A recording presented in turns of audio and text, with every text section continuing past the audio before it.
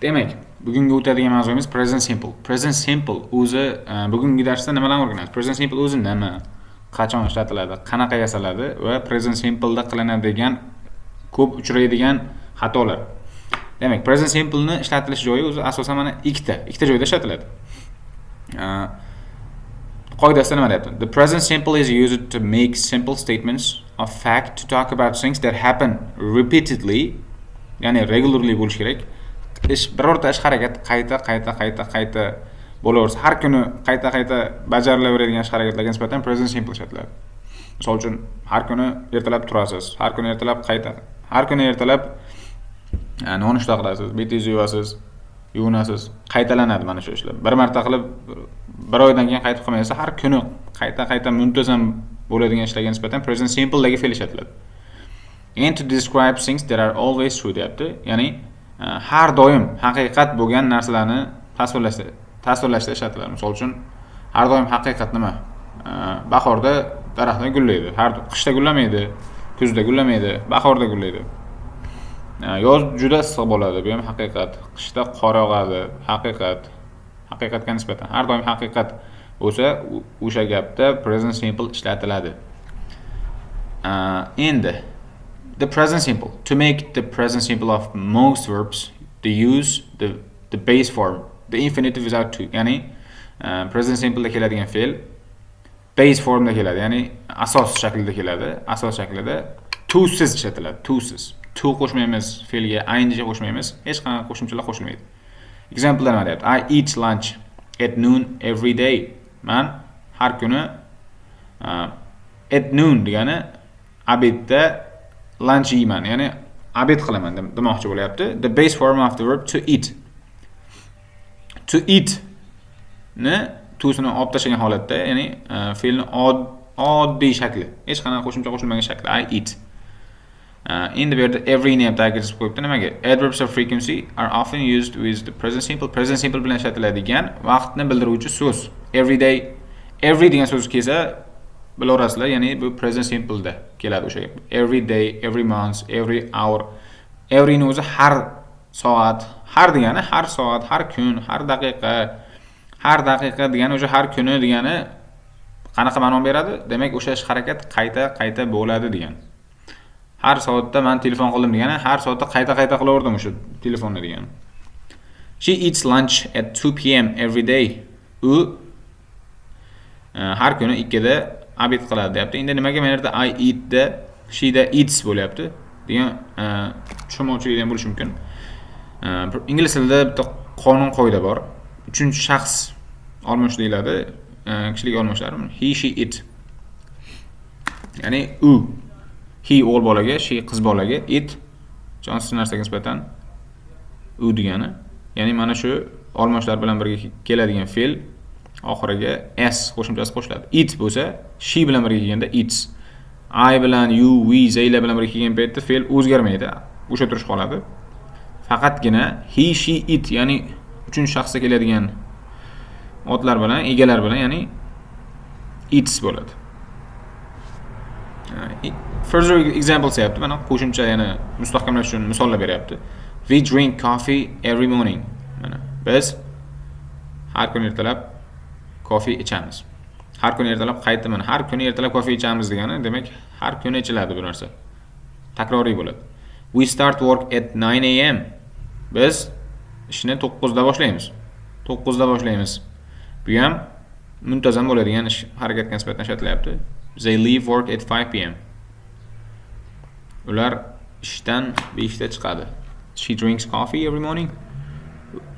U har kuni ertalab kofe ichadi. He starts work at 11 a.m.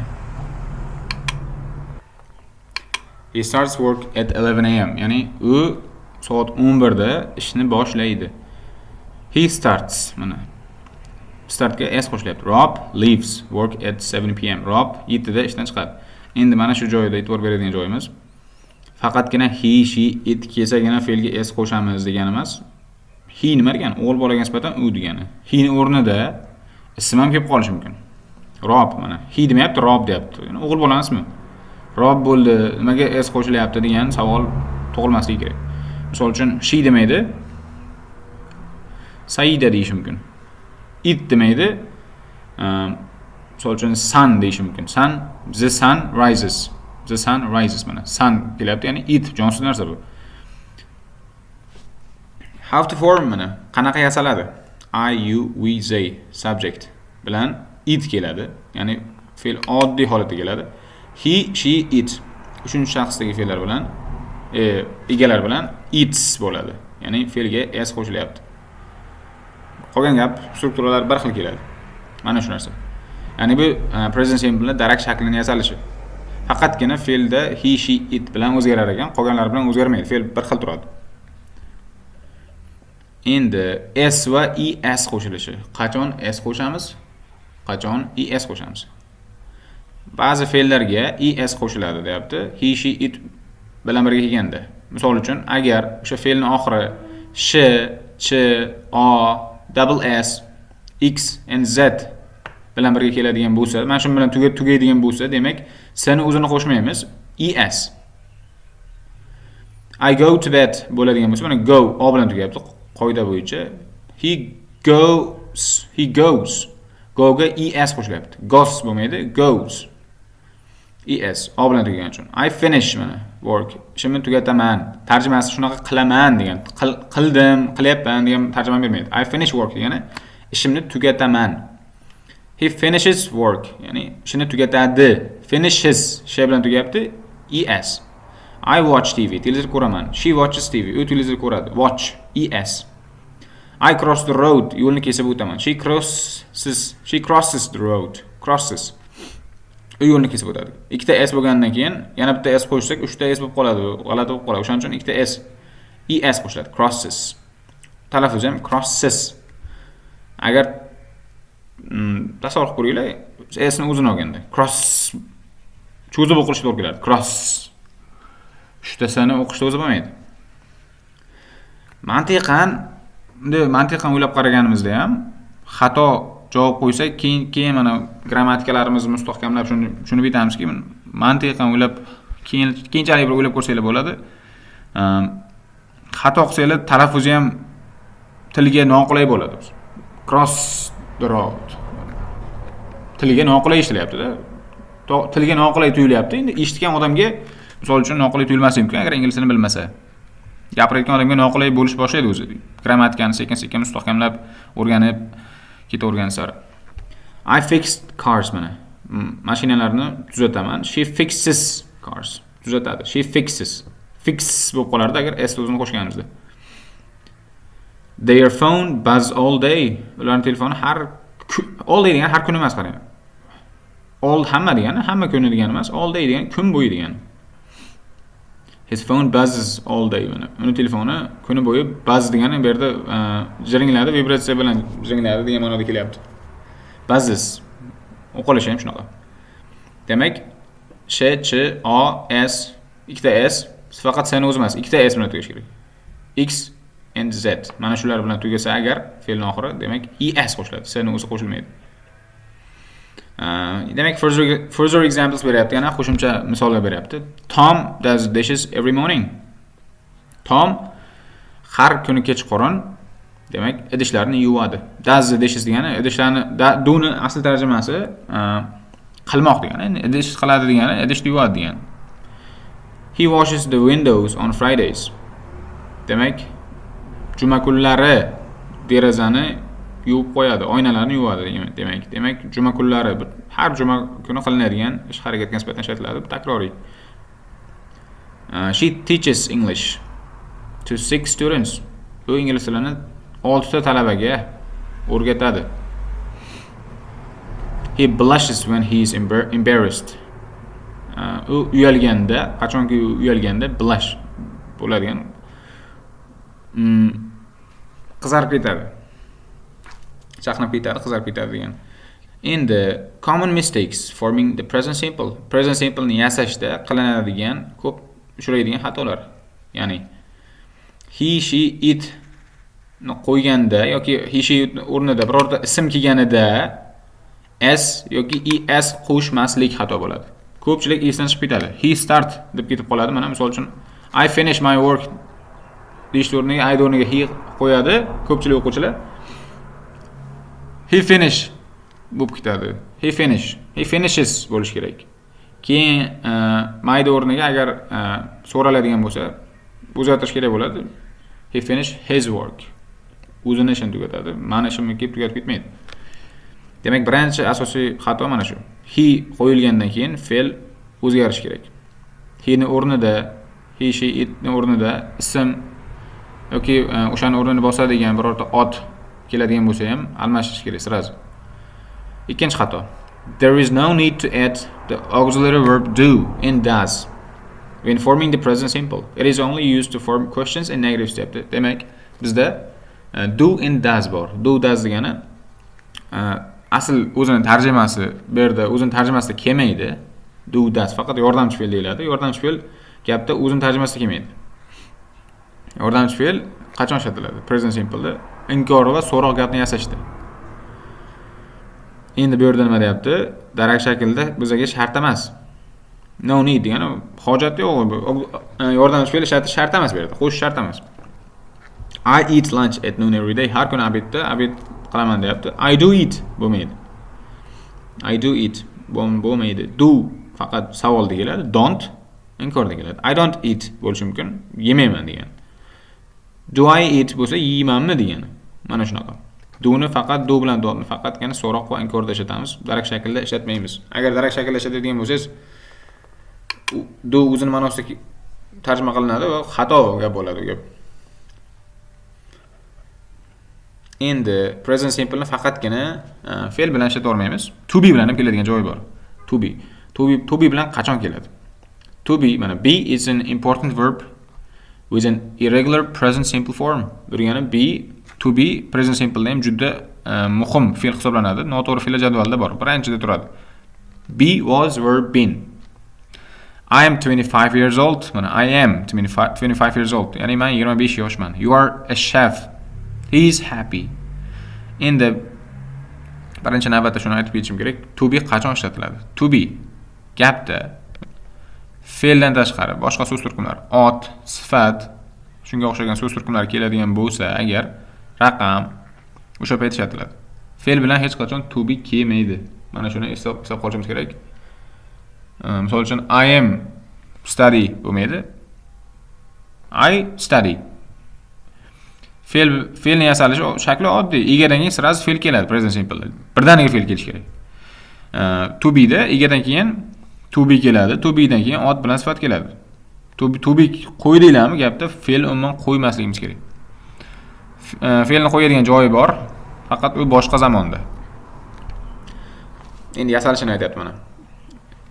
Adashtirmaymiz. To be subjectga qarab o'zgaradi. Misol uchun I bilan am keladi. I am. You bilan are keladi. You are. He, she, it uchinchi shaxs bilan is. We, they bilan are. You, we, they. You, we, they bilan are keladi. Shu uchalasini hisob qilsangiz bo'ladi. I bilan faqatgina am. He, she, it bilan faqatgina is. Undan keyin ot yoki sifat. Endi mana shu qonun qoida tepada aytyapti mana. You are a chef. We, they, you bilan birga kelganda mana are keladi. He is happy. He, she, it bilan kelganda is keladi. Qoidaga qaraydigan bo'lsak, mana chef oshpaz. Oshpaz kim, nima degan savolga javob bo'ladi. Demak, ot mana. He is happy, u xursand, baxtli. Happy. Qanaqa degan savolga javob bo'ladi. Ya'ni bu adjective. I'm 25 years old mana. Raqam bilan birga keladi deb aytdim. Mana am dan keyin 25 kelyapti. Endi qo'shimcha misollar beryapti mana bizga. I'm a doctor. Man doktorman. Doctor ot. They are students. They bilan are kelyapti. Students mana. Bu ham ot, talabamiz deyapti. My grandma is 92 years old. Mening buvim 92 yosh mana. 92 raqam bilan. We are late. Bu yerda mana contractions can also be used deyapti. Ya'ni qisqartmalardan foydalansa bo'ladi. We are late for work mana. Biz ishga kechyapmiz. Late degan sifat. He is American. He is mana shuni qisqaradi. He is, she is, it is. Dan keyin it, he, she bilan bitta tutuq belgi tushadi. Undan keyin seni o'zi keladi. We ham shunaqa mana. We, you, they bilan kelganda qisqartirmoqchi bo'lsak agarda A harfini tushirib qo'yamiz. A ning o'rniga tepadan tutuq belgi R bilan I keladi faqat. He is American degani u amerikalik. Bu yerdan American nationalityga nisbatan keladi, millat. Fe'l emas bu. Ruby is 7 years old mana. Ruby demak 7 yosh ekan. Raqam bilan. Raqam har doim ham bunaqa son bilan yozilavermaydi. Harflar bilan ham yozsa bo'ladi. Have in the present simple. Have degani bor. Menda bor, unda bor, bizda bor. Ne demek present simple yazilish. Have is an irregular verb. The third person singular form is has, not haves. In the have deyapti noto'g'ri fe'llardagi fe'l, ya'ni noto'g'ri fe'llarda bor have, has, ya'ni have has o'zi bitta fe'l, ikkalasi bor degani. Have, had. Noto'g'ri fe'llar shaklida tuslanish shunaqa. Have, had bo'ladi. Demak, the third person deyapti, ya'ni uchinchi shaxsda birligida haves bo'lmaydi deyapti. Haves, ya'ni have ga bizda qoida bor edi-ku. Agar uchinchi shaxsdagi fe'l bilan keladigan bo'lsa, uchinchi shaxsdagi ot bilan fe'l keladigan bo'lsa, fe'lga s qo'shiladi degan qoida bor edi, lekin bu joyga taalluqli emas. Ya'ni have niki haves bo'lmaydi. Have uchun alohida.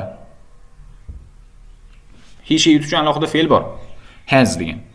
She has. He has. It has. Ya'ni unda bor degan. I have a garage. Manda garaj bor.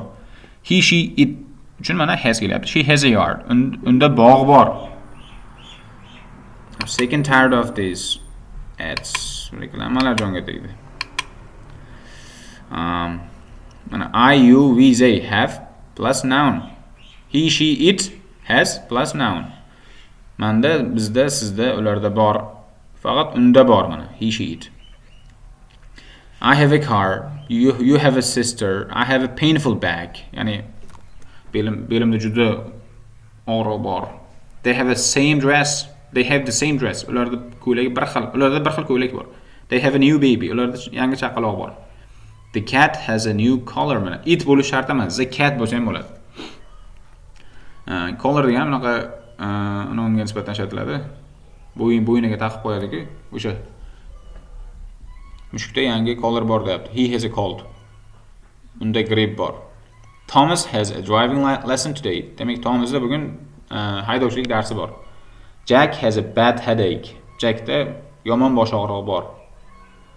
Ya'ni boshi yomon og'riyapti. Kasalliklar bilan birgalikda have has keladi. I have a headache degani menda bosh og'rig'i bor degan ma'no bermaydi. Menda boshim og'riyapti degan. Sarah has coffee with Tom every Tuesday. Endi bu yerda has coffee degani Sarada coffee bor. Tom bilan har kuni har seshanba degani emas. Have coffee. Have yeydigan ichadigan narsalar bilan birga kelganda yemoq, ichmoq degan ma'noni beradi. Misol uchun I have lunch degani men obed qilaman degan. I have coffee degani kofe ichaman. Demak, bu yerda ham Sara kofe ichadi. Har seshanba kuni Tom bilan birgalikda deyapti. Sara bilan demak has kelyapti, have emas yoki haves emas. Demak, bugungi mavzuyimiz mana shu edi. Mana shundan iborat bo'ldi. Hammaga rahmat. Bu mavzularni testlar orqali mustahkamlab olasizlar degan umiddaman. Charchamaysizlar, sog' bo'lasizlar.